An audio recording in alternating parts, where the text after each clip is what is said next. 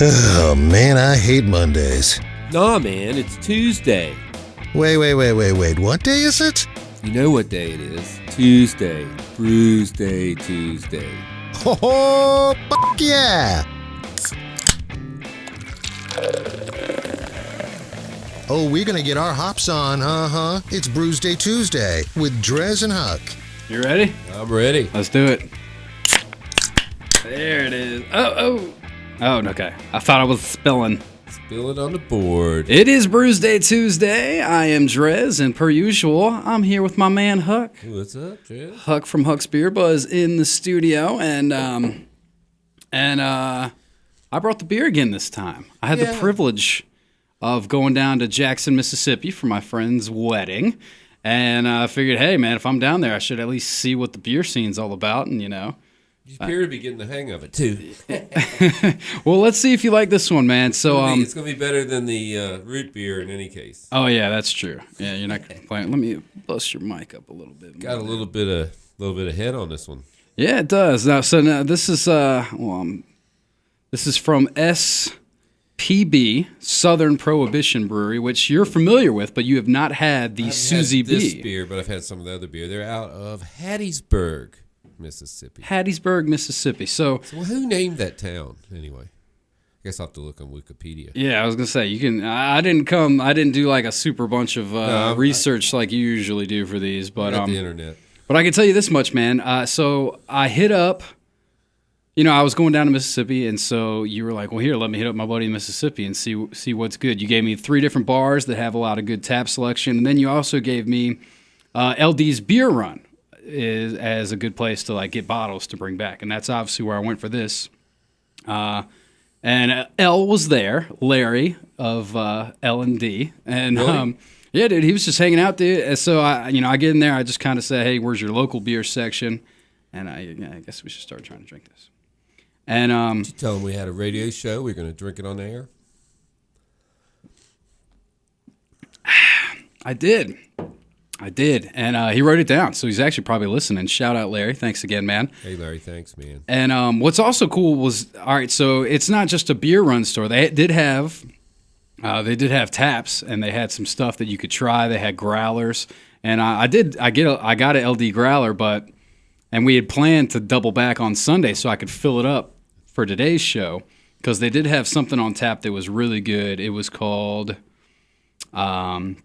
Slow Boat, a brewing company, and it was a saison called Wayward Sun, and that was damn good. I wanted to bring some of that down for you, man, to try. But I love a good saison. Yeah, dude, the saison it was really good, and he was saying that company is like going to be taken over. Like, oh, really? They're only a year old, and they're already spewing out beers that are delicious. So he was definitely very, very, very complimentary of those guys. Probably pretty knowledgeable about beer. Yeah, dude, he knew a lot of stuff about beer down there. Like, I told him I'm from Virginia, and I think he got a little jealous because I guess the beer brewing laws here are way more lax than Mississippi, which hence all the craft beer spots that are popping up. Down there, they just recently were allowed to start brewing beers that are above 9%. Oh, no, 6%. No, up to 9%. Yeah, from 6 to 9, but it was 6. Yeah, it was 6. Still can't get over 9. They're working on that. Yeah, exactly, which is pretty rough, man. Especially when you think of some of these heavy hitters that we've been drinking. Almost everything we drink here is over 6%. Yeah, it really is. And then they just got homebrewing 2 years ago, I think. Yeah, so a perfect example. By the way, this Suzy B from SPB, Southern Prohibition Brewery Company. It's a blonde ale with a pinch of wheat, which I just thought sounded right up our alley. So I figured I'd go ahead and grab that. ABV on this bad boy, like I said, with most of these brews having to be below 6% for so long, it's not surprising that it's only a 5% ABV on this, because it's probably been around for a little bit. So cool. What do you think of it? I like it. I'm not a huge fan of blonde beers. I consider blonde the porter of the lighter beers. Okay. It's kind of like, hi, Jan, I think I had a beer, but it wasn't too exciting.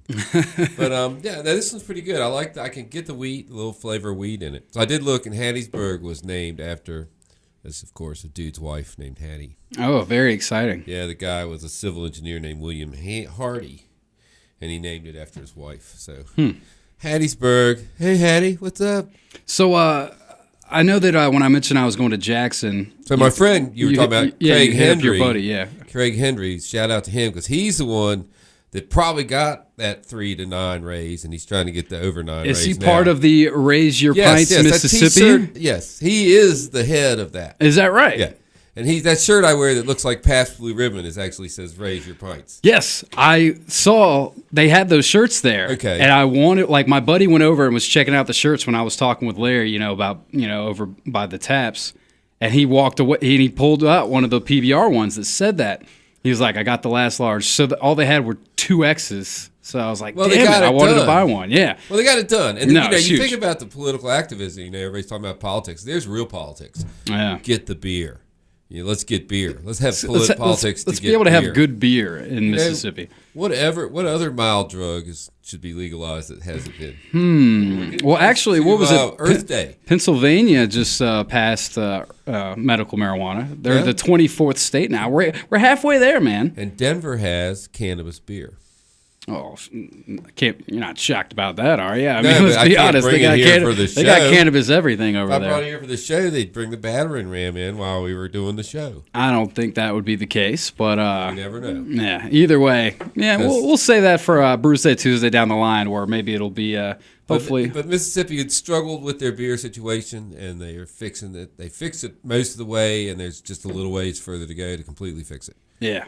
I don't think there should be any limit on beer. I mean, if you sell, now if there's a limit on liquor, like your vodka can only be 6%, then I'm okay with your beer. I mean, what kind of crazy law is that? That's what Larry was saying. He was like, "Oh, you can walk over there and buy a bottle of Everclear that's 190 proof, but no, we don't want any beer that's you can't above buy 9%." in Virginia, by the way. Yeah, exactly. I knew that very well. Interesting. Had to drive to Maryland to get that. Or if West Virginia, it's closer for us. I think last I heard, West Virginia doesn't have it anymore either. They drank it all. Or they made it you can get the fake 151 version of Everclear, but the true 190. I think I heard that too. Now Yeah. that you mentioned it, I think somebody was talking about 150 something. I was a Everclear aficionado in college because, like I said, remember I didn't drink beer. Right. I drank Everclear. Is what I drank. We used to in do college. those parties, with the purple. You make the juice, religious figure, yeah, and pour all the juice in with the Everclear, and then it works. A couple of days later, you get up and go to class again. Yeah, right. It works, man. I was just over at Radford doing a little work where I went to school, and everybody was out in the quad and in front of Moffett, and I was like, 40 years ago, that was me and my buddies. With a keg. Of course we had a keg, and we were probably playing football. Everybody's playing soccer now. Not that there's anything wrong with that, but, you didn't see a lot of soccer 40 years ago at the college campus. Times change, man. And they all had, laptops out. And that's the death of the social scene in college, man. Fancy hammocks hanging in the trees and stuff. We didn't have that. We just had dirt. We didn't even have trees. We laid in the dirt. Don't hate on the hammocks, man. I love a good hammock. I just got one. I haven't used it yet. The one that comes in a bag. For camping and well, for the beer V, we don't really camp. Oh, there you go. But I'll put it outside and lay in it and drink beer. Yeah, because one day. Yeah, you try it. Yeah. Anywho, let's untap this bad boy, man. Right, we got a good swig of it here. Yeah, let's get a good swig of it. It's the Untapped app is what we like to use when we're reviewing our brews because it's handy dandy and pretty sweet. It's free to download. My handle on there is DreZ Drinks. If you want to friend me, Huck's Beer Buzz is his, and you get to rate a beer on a scale of 0.25 to 5, as we learned, a quarter of a star or whatever. But if you're giving it below a 1, that's shouldn't beer. Be out that's there. Beer that you're not finishing and you don't want anybody to try. So, what do you think of Southern Prohibition's Suzy B? Well, I'm looking at it. It's a nice thick beer. It's good, in the sense. I like my craft beer I have to almost chew it, and it's looks like it's hashtag unfiltered. Mm-hmm. It's got a very interesting color. It's some halfway between wheat and pale ale. Yeah, it's got a beautiful gold hue to it. Mm-hmm. I would say. Very, very nice lacing. It's a little over carbonated, but maybe they're bottle conditioning. I don't know how big they are. Yeah, I mean, well, this is canned, obviously. Well, so they're can conditioning it. Yeah, can conditioning. I don't know. I'm not a big fan of the can. We did, of course, pour it into a glass, as everyone should. And I like cans. Yeah. Especially on women. And I just have to say that this is. I'm going to give it a 3.75. It's not bad. Okay. That's about where my head is at as well. I like it. I mean, this is usually my style of beer. I like blondes. wheat beers and whatnot. And so I'm not going to lie, I thought this was going to be, knocked out of the park in my book. But I don't know if it's the can condition. I did have to bring it all the way from Mississippi.